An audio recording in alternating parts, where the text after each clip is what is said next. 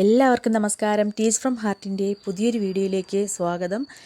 എൻ്റെ പ്രിയപ്പെട്ട നിയോസ് +2 വിദ്യാർത്ഥികളെ, സോഷ്യോളജി എന്ന സബ്ജക്റ്റിലെ 9 ചാപ്റ്ററുകളിൽ നിന്നുള്ള പ്രധാനപ്പെട്ട ക്വസ്റ്റ്യൻസ് നമ്മൾ മനസ്സിലാക്കി.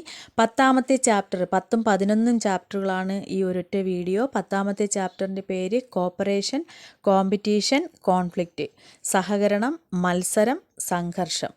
അപ്പോൾ ഇതിൽ എന്താണ് സഹകരണം, അതുപോലെ തന്നെ സഹകരണത്തിൻ്റെ പ്രധാനപ്പെട്ട സവിശേഷതകൾ, അതുപോലെ കോൺഫ്ലിക്റ്റ്, സംഘട്ടനം എന്താണ്, ഇങ്ങനെയുള്ള കുറച്ച് കാര്യങ്ങളാണ് ഇതിൽ പഠിക്കാനായിട്ട് ഉള്ളത്. നമ്മളെ സോഷ്യൽ ഇൻറ്ററാക്ഷനെ കുറിച്ച് ഇങ്ങനെയുള്ള കുറച്ച് കാര്യങ്ങൾ പഠിക്കാനായിട്ടുണ്ട്. അതുപോലെ മത്സരം എന്താണ്, അങ്ങനെ കുറേ കാര്യങ്ങളാണ്. അപ്പോൾ അതിൽ നിന്ന് പ്രധാനപ്പെട്ടവ മാത്രം നമുക്ക് മനസ്സിലാക്കാം. First question, define corporation. എന്താണ് സഹകരണം? സഹകരണം എന്നാൽ സാമൂഹികപരവും ഒപ്പം സാമൂഹ്യ ജീവിതത്തിൻ്റെ അടിസ്ഥാന പ്രക്രിയയുമാണല്ലേ. നമ്മൾ ജീവിക്കുന്ന സമൂഹത്തിൽ പരസ്പരം സഹായവും സഹകരണവും ഒന്നുമില്ലാതെ നമുക്ക് ജീവിക്കാനും സാധ്യമല്ല. സോഷ്യോളജി വളരെ സിമ്പിളാണ്. നിങ്ങൾക്ക് നമ്മൾ എന്താണ് അതിൻ്റെ ഒരു അർത്ഥം എന്നൊക്കെ മനസ്സിലാക്കിയിട്ട് നിങ്ങൾക്ക് നിങ്ങളുടേതായ സെൻറ്റൻസിൽ എഴുതാൻ പറ്റുന്നതും നല്ല മാർക്ക് സ്കോർ ചെയ്യാൻ പറ്റുന്നതുമായ സബ്ജക്റ്റാണ് സോഷ്യോളജി. അപ്പോൾ സഹകരണം കൊണ്ട് ഉദ്ദേശിക്കുന്നത് നമ്മൾ ഒപ്പം നമ്മുടെ സാമൂഹ്യ ജീവിതത്തിൽ സാമൂഹ്യപരമായ ഒരു അടിസ്ഥാന പ്രക്രിയ എന്ന് വേണമെങ്കിൽ പറയാം. ഈ സഹകരണമില്ലാതെ സമൂഹത്തിന് നിലനിൽക്കാൻ കഴിയില്ല അല്ലേ. പൊതു ലക്ഷ്യം നേടിയെടുക്കുന്നതിനായി 2ഓ അതിലധികമോ വ്യക്തികളോ സംഘങ്ങളോ തമ്മിലുള്ള പരസ്പര പ്രവർത്തനമാണ് എന്തെന്ന് പറയുന്നത്, സഹകരണം എന്ന് പറയുന്നത്. സഹകരണം എന്നാൽ ഒന്നിച്ച് പ്രവർത്തിക്കൽ എന്നാണ് അതിൻ്റെ അർത്ഥം. പൊതുവായ പ്രതിഫലത്തിനായി കൂട്ടായി ഒത്തൊരുമിച്ച് പ്രവർത്തിക്കുന്നതാണ് കോപ്പറേഷൻ അല്ലെങ്കിൽ സഹകരണം. എപ്പോഴും നമ്മൾ ഒരുമിച്ച് പ്രവർത്തിക്കുമ്പോൾ മാത്രമാണ് അതിന് നല്ലൊരു റിസൾട്ട് കിട്ടുകയും ചെയ്യുന്നത്. ഇത് സഹജീവികളോടുള്ള സഹകരണ മനോഭാവമാണ് അല്ലേ. നമ്മൾ ഒരുമിച്ച് ജീവിക്കുന്ന സമൂഹത്തിൽ മറ്റുള്ളവരുടെ സഹകരിക്കുക എന്ന് പറയുന്നത് എന്താണ്, അത് ഒരു നമ്മുടെ മനോഭാവത്തിൻ്റെ കൂടി പ്രത്യേകതയാണ്. ഉദാഹരണമായിട്ട് ഒരു കുട്ടിയെ വളർത്തിയെടുക്കുന്നതിനും പരിപാലിക്കുന്നതിനും കുടുംബത്തിലെ എല്ലാ അംഗങ്ങളുടെയും പരസ്പരമായ സപ്പോർട്ട് ഉണ്ടാവണം. ഒരിക്കലും ഒരു അമ്മ ഒറ്റയ്ക്കല്ല ഒരു കുഞ്ഞിനെ വളർത്തിക്കൊണ്ടുവരുന്നത്, അല്ലെങ്കിൽ അച്ഛൻ ഒറ്റയ്ക്കല്ല. അച്ഛനും അമ്മയും ഒക്കെ ചേർന്നുള്ള കൂട്ടായ്മയിലാണ് ഒരു കുട്ടി ഒരു വീട്ടിൽ വളരുന്നത്. ചിലപ്പോൾ അമ്മയോ അച്ഛനോ ഒരാളില്ലെങ്കിൽ പോലും ആരുണ്ടാവും, മുത്തശ്ശനോ മുത്തശ്ശിയോ ആരുടെയെങ്കിലുമൊക്കെ സപ്പോർട്ട്. അപ്പോൾ അത് തന്നെയാണ് ഏറ്റവും ആ സഹകരണ മനോഭാവത്തിന് ഉദാഹരണം. നമ്മുടെ ഏറ്റവും കുടുംബം തന്നെ നമുക്ക് എടുക്കാൻ കഴിയുന്നത്. അതായത് കുടുംബത്തിൽ നിന്ന് നോക്കുമ്പോൾ ഒരു കുട്ടിയുടെ വളർച്ചയിൽ എല്ലാവരും, ആ കുടുംബാംഗങ്ങൾ എല്ലാവരും ഒരുപോലെ പരസ്പരം സഹകരിച്ചാണ് എന്ത് ചെയ്യുന്നത്, മുന്നോട്ട് പോകുന്നത്. കാർഷിക മേഖലയിൽ നമ്മൾ നോക്കുകയാണെങ്കിൽ ഇങ്ങേയറ്റം വിത്തിടുന്നത് മുതൽ ആ കൃഷിക്കാർ ചെയ്യുന്നത് മുതൽ പിന്നെന്താണ് വ്യവസായികൾ, ഫാക്ടറിയിലെ കാര്യങ്ങൾ, അവസാനം നമ്മുടെ കയ്യിലൊരു പ്രോഡക്റ്റ് എത്തുന്നത് വരെ അങ്ങനെ ഒരുപാട് മേഖലകളിലൂടെ കടന്നു പോകുന്നുണ്ടല്ലേ. അപ്പോൾ കാർഷിക മേഖലയായാലും കുടുംബമായാലും ഏത് തരം പ്രവർത്തനമായാലും പരസ്പര സഹകരണത്തിലൂടെ മാത്രമാണ് എന്ത് ചെയ്യുന്നത്, മുന്നോട്ട് പോകുന്നത്. അപ്പോൾ മനുഷ്യ സമൂഹത്തെ ഒരുമിച്ച് നിർത്തുന്ന ശക്തി തന്നെയാണ് എന്തെന്ന് പറയുന്നത്, കോപ്പറേഷൻ അല്ലെങ്കിൽ സഹകരണം. വിവിധതരം സഹകരണങ്ങളുടെ അനന്തരഫലമായി രൂപം കൊള്ളുന്നതാണ് മനുഷ്യ സമൂഹം എന്ന് പറയുന്നത്. അപ്പോൾ എല്ലാവരും സഹകരിച്ച് നന്നായിട്ട് മുന്നോട്ട് പോകുന്നത് കൊണ്ടാണ് ഒരു മനുഷ്യ സമൂഹം തന്നെ രൂപപ്പെടുന്നത്. അതിന് ഏറ്റവും നല്ല ഉദാഹരണമാണ് നമ്മൾ പറഞ്ഞില്ലേ, ഒരു കുട്ടിയുടെ സാമൂഹ്യവൽക്കരണം എന്ന് പറയുന്നത്. ഒരു വ്യക്തിയുടെ ആവശ്യങ്ങൾ നിറവേറ്റണമെങ്കിൽ അയാൾ മറ്റൊരു വ്യക്തിയെ എന്ത് ചെയ്തേ പറ്റൂ, ഡിപ്പെൻഡ് ചെയ്ത് ആശ്രയിച്ചാലേ പറ്റൂ അല്ലേ. നമുക്ക് നമ്മുടെ ആവശ്യങ്ങൾ എല്ലാവരും പറയുമായിരിക്കും, നമുക്ക് ആരും വേണ്ട, ഒറ്റയ്ക്ക് ജീവിക്കാൻ സാധിക്കുമെന്ന്. ഒരിക്കലും ഒരു മനുഷ്യന് സമൂഹത്തിൽ ഒറ്റയ്ക്ക് ജീവിക്കാൻ സാധിക്കുകയില്ല. മറ്റൊരാളുമായിട്ടുള്ള സഹകരണത്തിലൂടെ മാത്രമേ നമ്മുടെ ജീവിതം മുന്നോട്ട് പോവുകയുള്ളൂ. അപ്പോൾ ഇതൊരു അവശ്യ പ്രക്രിയയാണെന്ന് തന്നെ നമുക്ക് പറയാനായിട്ട് സാധിക്കും. സാമൂഹ്യ പുരോഗതിയും വികസനവും സഹകരണത്തിൻ്റെ അനന്തര ഫലമാണ്. നമ്മൾ ഒരുമിച്ച് പ്രവർത്തിക്കുമ്പോഴാണ് എന്ത് ചെയ്യുന്നത്, സമൂഹത്തിൽ വികസനം തന്നെ ഉണ്ടാകുന്നത്. അതുപോലെ തന്നെ വൈകാരികവും ആത്മീയവുമായ പക്വത സമൂഹം ആർജിക്കുന്നതും പരസ്പരം സഹകരണം ഉള്ളതുകൊണ്ടാണ്. ഇതിനെ നമുക്കൊരു നിർവചനം എന്ന് വേണമെങ്കിൽ എങ്ങനെ പറയാം, പരസ്പര സഹായവും ഐക്യവും പുലർത്തിക്കൊണ്ട് ഒരു പൊതു ലക്ഷ്യം കൈവരിക്കുന്നതിനായി മനുഷ്യർ തമ്മിലുണ്ടാക്കുന്ന പരസ്പര ഉടമ്പടിയുടെ സവിശേഷതയാണ് സഹകരണം. മനസ്സിലായല്ലോ? പരസ്പര സഹായവും ഐക്യവും ഒക്കെ നിലനിർത്തിക്കൊണ്ട് നമ്മൾ ഒരു പൊതുവായ ലക്ഷ്യം കൈവരിക്കുന്നതിന് വേണ്ടിയിട്ട് മനുഷ്യർ ഉണ്ടാക്കുന്ന പരസ്പര ഉടമ്പടിയുടെ സവിശേഷതയാണ് ഏതെന്ന് പറയുന്നത് സഹകരണം. പൊതുലക്ഷ്യത്തിനായി രണ്ടോ അതിലധികമോ പേര് പരസ്പരം ബന്ധപ്പെടുമ്പോൾ അവിടെ എന്തുണ്ടാകുന്നു? സഹകരണം ഉണ്ടാവുകയും ചെയ്യുന്നു. മനസ്സിലായല്ലോ? ഇനി ഈ സഹകരണത്തിൻ്റെ സവിശേഷതകൾ എന്തെല്ലാമാണ്? നമ്മൾ ഈ പറഞ്ഞ സെൻറ്റൻസിൽ തന്നെയുണ്ട് അതിൻ്റെ സവിശേഷതകൾ. എന്തൊക്കെയാണ്? അതായത് പരസ്പര പ്രവർത്തനം, പാരമ്പര്യം, മധ്യസ്ഥത, തൊഴിൽ വിഭജനം, കൊടുക്കൽ വാങ്ങൽ, ഇതെല്ലാം സമൂഹത്തിൽ നമ്മൾ പരസ്പര സഹകരണത്തിൻ്റെ ഫലമായിട്ടുണ്ടാകുന്നതാണല്ലേ. അതുപോലെ രണ്ടോ അതിലധികമോ വ്യക്തികളുടെയും ഗ്രൂപ്പുകളുടെയും ഒക്കെ സാന്നിധ്യം, പിന്നെന്തുവാണ്? ഒരു പൊതു ലക്ഷ്യം കൈവരിക്കുന്നതിനുള്ള അഭിലാഷം, ത്യാഗമനോഭാവം, മറ്റുള്ളവർക്ക് നന്മ കൈവരണമെന്നുള്ള ആഗ്രഹം, ഇതെല്ലാം തന്നെ ഏതിൻ്റെ പ്രത്യേകതകളാണ്? സഹകരണത്തിൻ്റെ സവിശേഷതകളായി കണക്കാക്കാവുന്നതാണ്. നെക്സ്റ്റ് മൂന്നാമത്തെ ക്വസ്റ്റ്യൻ എന്ന് പറയുന്നത് ഡിഫൈൻ കോമ്പറ്റീഷൻ. മത്സരം എന്താണെന്ന് നിർവചിക്കുക. അപ്പോൾ നമുക്കറിയാം ഒരു സമൂഹത്തിൽ നിരവധി മേഖലകളിൽ എന്ത് നടക്കുന്നുണ്ട്? മത്സരം നടക്കുന്നുണ്ട്. അപ്പോൾ സാമൂഹ്യ പ്രക്രിയയുടെ ഏറ്റവും മൗലികമായ രൂപമാണ് ഏതെന്ന് പറയുന്നത് മത്സരം. അത് സമൂഹത്തിൽ എന്നും നടന്നുകൊണ്ടേയിരിക്കുന്നു. മത്സരമില്ലാത്തൊരു സമൂഹത്തെക്കുറിച്ച് നമുക്ക് ചിന്തിക്കാനേ സാധിക്കില്ല. ഏത് മേഖലയിലും എന്താണ്? കോമ്പറ്റീഷൻ തന്നെയാണല്ലേ. അപ്പോൾ നിലനിൽപ്പിനായുള്ള സ്വാഭാവിക മത്സരം തന്നെയാണ് നമുക്ക് ചുറ്റും നടക്കുന്നത്. എല്ലാ ആഗ്രഹങ്ങളും ആവശ്യങ്ങളൊക്കെ നിറവേറ്റാൻ ഒരാൾക്കും ഒരിക്കലും സാധിക്കില്ലെന്ന വസ്തുതയെ അടിസ്ഥാനമാക്കിയാണ് എന്ത് തന്നെ നടന്നുകൊണ്ടിരിക്കുന്നത്? മത്സരം. നമുക്കറിയാം ഒരിക്കലും നമ്മുടെ എല്ലാ ആഗ്രഹങ്ങളും ആവശ്യങ്ങളും നിറവേറ്റാൻ കഴിയില്ലെന്നെങ്കിലും എന്ത് ചെയ്തുകൊണ്ടേയിരിക്കുന്നു? നമ്മൾ ആ വസ്തുതയൊക്കെ അംഗീകരിച്ചുകൊണ്ട് തന്നെ സമൂഹത്തിൽ ഇങ്ങനെ മത്സരം നടന്നുകൊണ്ടേയിരിക്കുന്നു. ഒരു നിർവചനം, ഡെഫിനിഷനായിട്ട് നമ്മൾ പറയുകയാണെങ്കിൽ മത്സരം എന്ന് പറഞ്ഞാൽ അത്യധികം അഭിലഷിക്കുന്ന ദുർലഭമായതെന്തോ നേടിയെടുക്കാനുള്ള അതിനു വേണ്ടിയിട്ട് വ്യക്തികൾക്കിടയിൽ നടക്കുന്ന വ്യക്തിപരം അല്ലാത്ത സംഘർഷമാണ്. സത്യമല്ലേ? അപ്പോൾ മത്സരം എന്താണ്? നമുക്ക് ഏറ്റവും അത്യാവശ്യമായി ആഗ്രഹിക്കുന്ന ദുർലഭമായത്, അതായത് കിട്ടാൻ ചാൻസ് കുറഞ്ഞ എന്തോ നേടിയെടുക്കാനായിട്ട് നമ്മൾ വ്യക്തികൾ തമ്മിൽ മത്സരിക്കുന്നു അല്ലേ.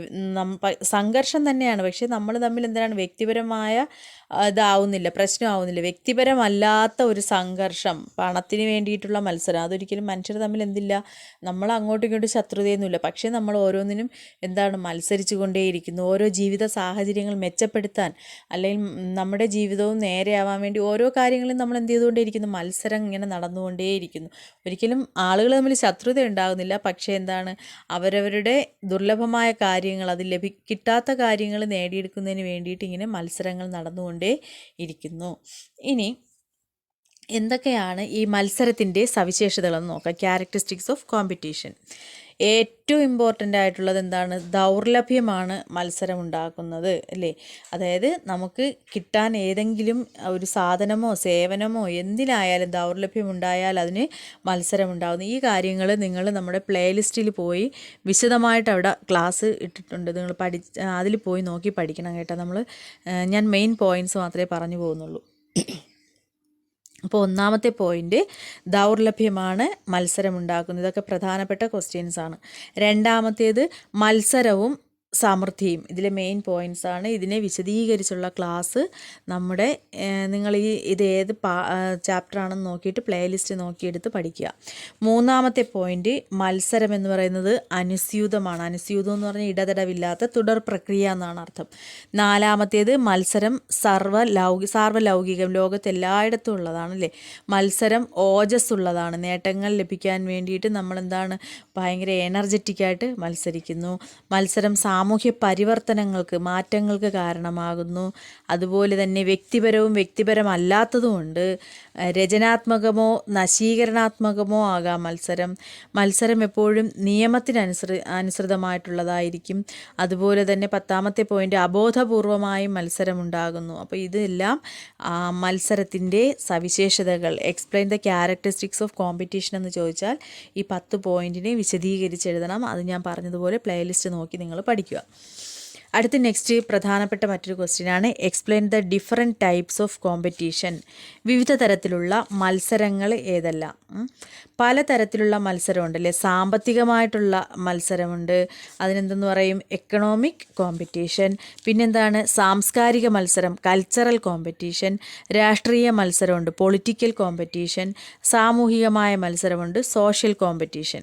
അപ്പോൾ ഇതിനെക്കുറിച്ച് വിശദമായിട്ട് നിങ്ങൾ പ്ലേലിസ്റ്റ് നോക്കി പഠിക്കണം. അപ്പോൾ ഇത്രയുമാണ് ഈ ചാപ്റ്ററിൽ നിന്നുള്ള പ്രധാനപ്പെട്ട ക്വസ്റ്റ്യൻ. അതുപോലെ തന്നെ ഒരു ക്വസ്റ്റ്യൻ കൂടി പറഞ്ഞുതരാം. എന്താണ് കോൺഫ്ലിക്റ്റ് അഥവാ സംഘർഷം, സംഘടന. ഇതിൽ ഏതെങ്കിലും ഒരെണ്ണം ഉറപ്പായിട്ട് ചോദിക്കും. കോപ്പറേഷൻ എന്താണെന്ന സവിശേഷതകൾ എഴുതാനോ അല്ലെങ്കിൽ കോമ്പറ്റീഷൻ എഴുതാനോ അല്ലെങ്കിൽ കോൺഫ്ലിക്റ്റ് ഏതെങ്കിലും ഒന്ന് ഉറപ്പായിട്ട് ചോദിക്കും. അപ്പോൾ അതുകൂടി ഞാൻ പറഞ്ഞുതരാം. എതിരാളികളെ അക്രമം കൊണ്ടോ അക്രമ ഭീഷണി കൊണ്ടോ നേരിട്ട് വെല്ലുവിളിച്ച് വ്യക്തികൾ തങ്ങളുടെ ലക്ഷ്യങ്ങൾ നേടിയെടുക്കുന്ന സാമൂഹ്യ പ്രക്രിയയാണ് സംഘർഷം. അറിയാമല്ലോ നമുക്ക്. അതായത് എപ്പോഴും അവിടെ സംഘർഷം നടക്കുന്നത് എന്താണ്, അക്രമം നടക്കുമ്പോഴാണല്ലേ. അപ്പോൾ അക്രമമോ അല്ലെങ്കിൽ അക്രമ ഭീഷണി അത് നേരിട്ട് എന്തെങ്കിലും കാര്യത്തിന് വെല്ലുവിളിച്ചോ ഒക്കെ വ്യക്തികൾ തങ്ങളുടെ ലക്ഷ്യങ്ങൾ നേടിയെടുക്കുന്ന പ്രവർത്തനമാണ് ഇതെന്ന് പറയുന്നത് സംഘർഷം. അത് എതിർക്കുന്നതിനോ ചെറുത്തു നിൽക്കുന്നതിനോ ഭീഷണിപ്പെടുത്തുന്നതിനോ ബോധപൂർവം നടത്തുന്ന ശ്രമമായി നമുക്ക് സംഘർഷത്തെ കാണാനായിട്ട് സാധിക്കും അല്ലേ. അപ്പോൾ അറിഞ്ഞും സംഭവിക്കാം, അറിയാതെയും സംഭവിക്കുന്നതാണ് എന്തെന്ന് പറയുന്നത് സംഘർഷമെന്ന് പറയുന്നത്. ഇനി ഈ സംഘർഷങ്ങൾ പലതരത്തിലുണ്ട്. State the different types of conflict എന്ന് ചോദിച്ചാൽ അത് ഒരുപാട്, അതായത് യുദ്ധം, നമ്മളെ ഭൗതികമായ താല്പര്യങ്ങൾ നേടിയെടുക്കാനുള്ള ആഗ്രഹം മൂലമാണ് യുദ്ധമുണ്ടാകുന്നത്. അപ്പോൾ ഏറ്റവും പ്രധാനപ്പെട്ടത് കോൺഫ്ലിക്റ്റിൽ ഏറ്റവും പ്രധാനപ്പെട്ടതാണ് എന്തെന്ന് പറയുന്നത് യുദ്ധം. അതുപോലെ തന്നെ ശണ്ട, അതായത് വഴക്ക് കൂടുക, വ്യവഹാരം, പിന്നെന്താണ് ആശയങ്ങൾ തമ്മിലുള്ളത്. ഇതൊക്കെ ഏതിൽ വരുന്നതാണ്, കോൺഫ്ലിക്റ്റ് അഥവാ സംഘർഷത്തിൽ വരുന്നതാണ്. അതുപോലെ മറ്റു തരം സംഘർഷങ്ങളിൽ വരുന്നതാണ് എന്താണ്, സംഘങ്ങൾ തമ്മിലും വ്യക്തികൾ തമ്മിലും സംഘർഷം ഉണ്ടാവാം.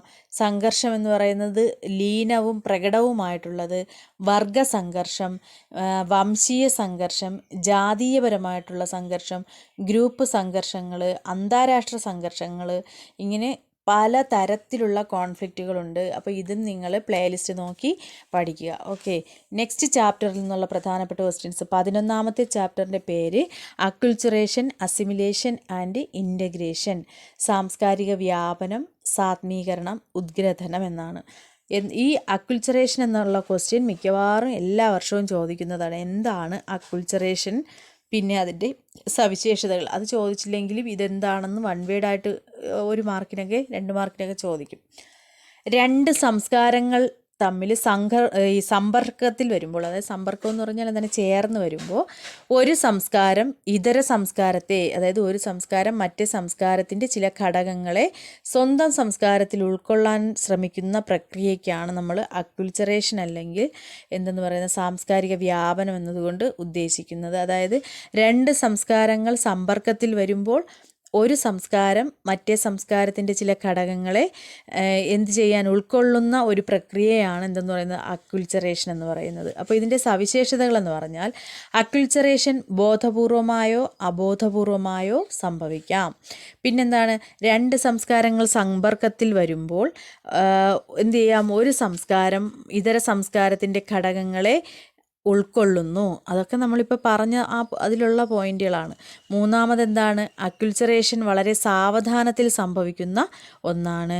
നാലാമത്തേത് നേരിട്ടുള്ള ബന്ധത്തിലൂടെയും അല്ലാതെയും അക്കുൾച്ചറേഷൻ സംഭവിക്കുന്നു. അഞ്ചാമത്തേത് ഇത് സംയോജനത്തിനും സ്വാംശീകരണത്തിനും മുമ്പ് നടക്കുന്ന ഒരു ബന്ധമാണ് എന്ന് പറയുന്നത് അക്കുൾച്ചറേഷൻ എന്ന് പറയുന്നത്. നെക്സ്റ്റ് എന്താണ് അസിമിലേഷൻ? ഇതിലേതെങ്കിലും ഒരെണ്ണം ഉറപ്പായിട്ട് ചോദിക്കും. അക്കുൾച്ചറേഷൻ, അസിമിലേഷൻ, ഇൻ്റഗ്രേഷൻ ഏതെങ്കിലും ചോദിക്കും.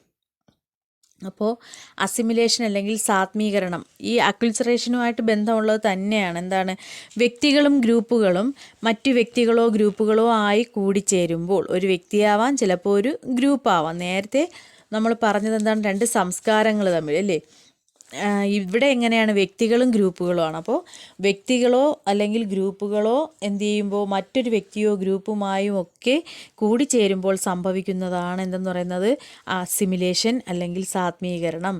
അപര വ്യക്തിയുടെ അല്ലെങ്കിൽ മറ്റൊരു വ്യക്തിയുടെ അല്ലെങ്കിൽ മറ്റൊരു ഗ്രൂപ്പിൻ്റെ ജീവിത സാഹചര്യങ്ങളോട് ഇണങ്ങുകയും ഒപ്പം തന്നെ അവരുടെ സംസ്കാരം, മൂല്യങ്ങൾ, ജീവിത രീതികൾ, ആഭിമുഖ്യങ്ങൾ ഇവയൊക്കെ നമ്മൾ സ്വാംശീകരിച്ചെടുത്ത് സ്വന്തമാക്കുകയും ചെയ്യുന്ന പ്രക്രിയയാണ് എന്തെന്ന് പറയുന്നത് അസിമിലേഷൻ എന്ന് പറയുന്നത്. വ്യത്യസ്തമായിരിക്കുന്ന രണ്ട് ഗ്രൂപ്പുകൾ ഒന്നായി വിലയം പ്രാപിക്കുന്നതിനെയാണ് എന്തെന്ന് പറയുന്നത് അസിമിലേഷൻ അല്ലെങ്കിൽ സാത്മീകരണം എന്ന് പറയുന്നത്. മനസ്സിലായല്ലോ?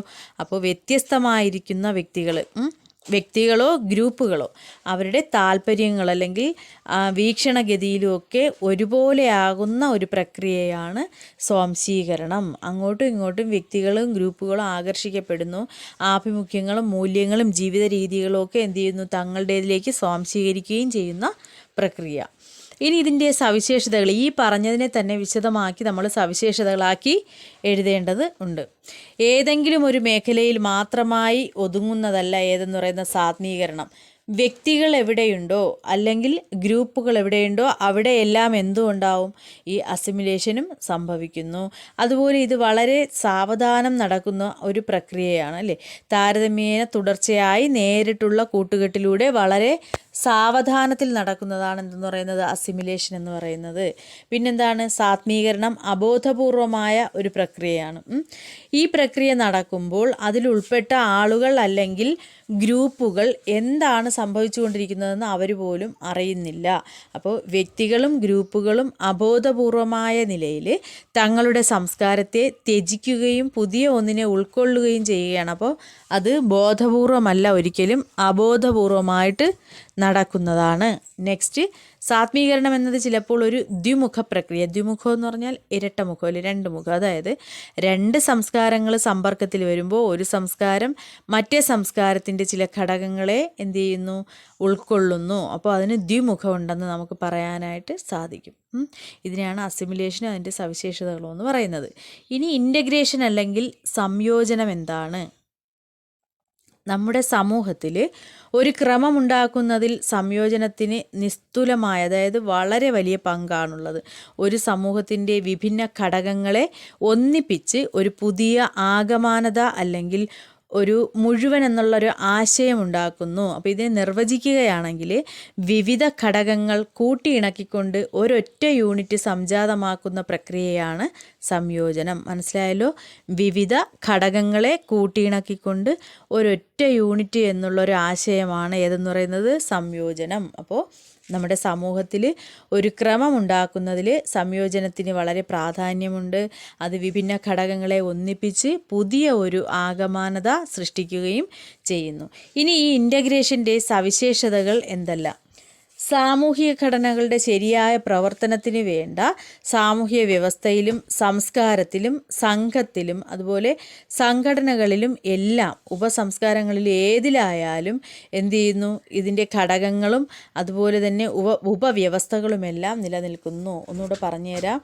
സാമൂഹ്യ ഘടനകളുടെ ശരിയായ പ്രവർത്തനത്തിന് വേണ്ട സാമൂഹ്യ വ്യവസ്ഥയിലും സംസ്കാരത്തിലും സംഘത്തിലും സംഘടനകളിലും എവിടെയായിക്കോട്ടെ പല ഉപസംസ്കാരങ്ങളും അതുപോലെ ഘടകങ്ങളും ഒക്കെ നിലനിൽക്കുന്നു. ഉപവ്യവസ്ഥയായി തന്നെ നിലനിൽക്കുന്നുണ്ടാകാം.